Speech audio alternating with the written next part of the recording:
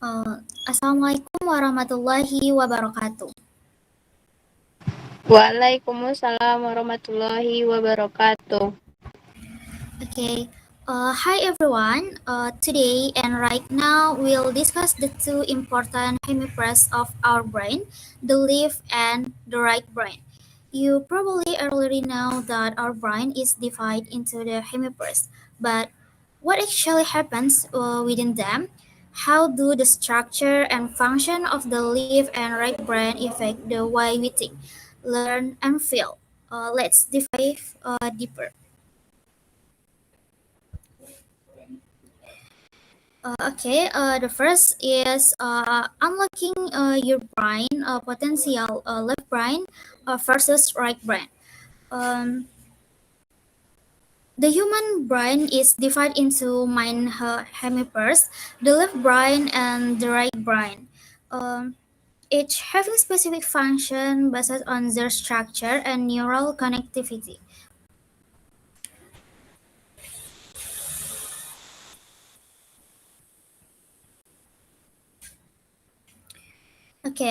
The left brain controls most function related to logic, analysis, language, and structure information processing.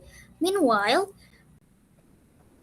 the right brain is more dominant in creativity, intuition, emotion, and nonlinear thinking. These two hemispheres are connected through the corpus callosum, a neural structure that allows communication between both sides of the brain. This is the picture about uh, the left brain and the right brain and the function. Next. The function of the left brain from a biological perspective. The left brain is more involved in language processing and analytical skill. In the left brain, there are the Broca's area and Wernicke's area, responsible for our ability to speak and understanding language. When we speak or write, electrical activity in these areas is highly active. This highlights the importance of the left brain in communication. Um, Additionally, the left brain also plays a role in problem solving that requires logical and structured thinking, such as when solving math problems or planning strategy. Biologically, the left brain works by activating motor neurons related to physical and sensory activity, helping us analyze information objectively. Next, the function of the left brain from a biological res- perspective. On the other hand, the right brain focuses on more creative and emotional aspect. Activity in the right brain is related to art, music, and imagination. On this side, the right temporal lobe is involved in sound processing, while the occipital lobe helps use or recognize image and visual shape. In biologically, the right brain is also connected to the limbic system, which controls emotion. When we feel inspired or excited, activity in the right brain increases, influencing the brain's chemical blends through neurotransmitters like dopamine and serotonin.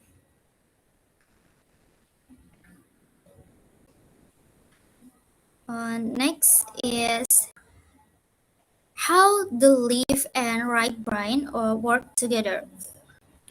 Although the left and right brains have different functions, they work together in daily activities. Communication between these two hemispheres happens through the corpus callosum, a large neural network that connects both sides of the brain. This connection allows you to think creatively while staying organized. For example, when planning a project that requires both analysis and creative ideas. Recent research show that neuroplasticity, the brain ability to adapt and form new connection. allows use to activate both hemispheres more equally, even if one side is more dominant.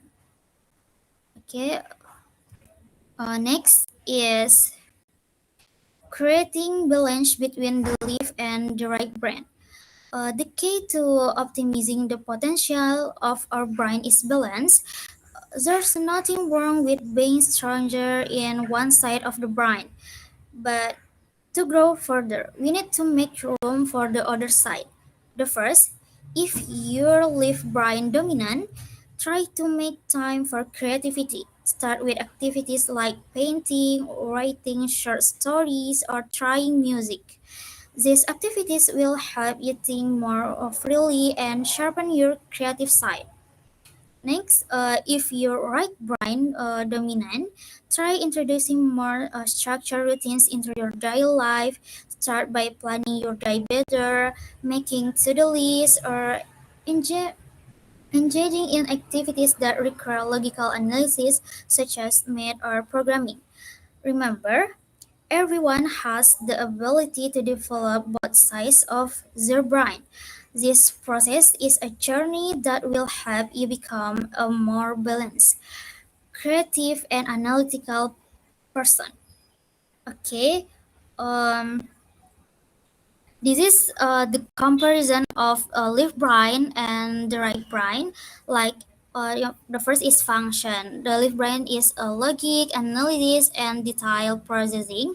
Right brain, creativity, intuition, and emotion. This is the other comparison of the left brain and the right brain.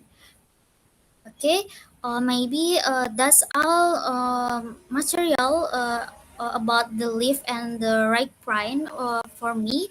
Okay,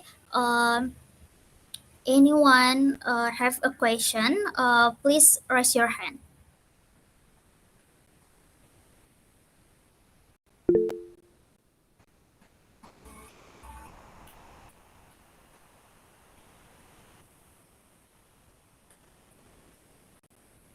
Okay, to Meta, time is yours.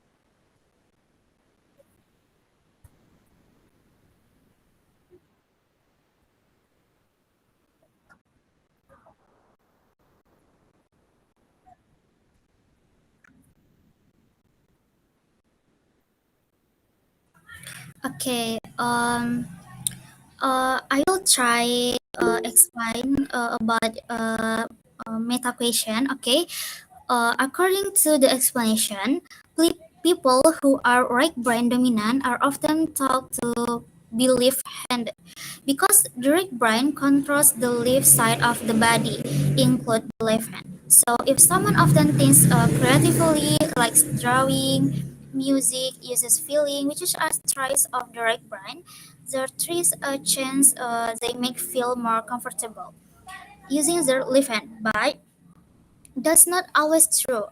Not all left-hand people are right brain dominant, and not all right brain dominant people are left hand. There are many other factors that make someone left-handed, like genetic, childhood habits, or how the brain develops during pregnancy. So you could say this idea is more of a general assumption or patterns just not a solid fact that applies to everyone. Maybe that's all for me.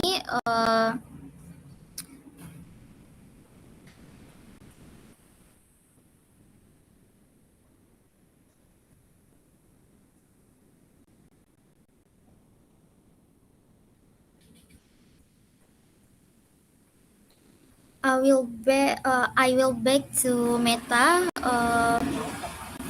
for the question.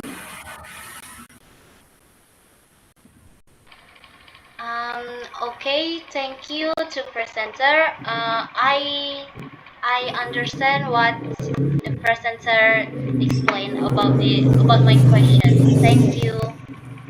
Okay.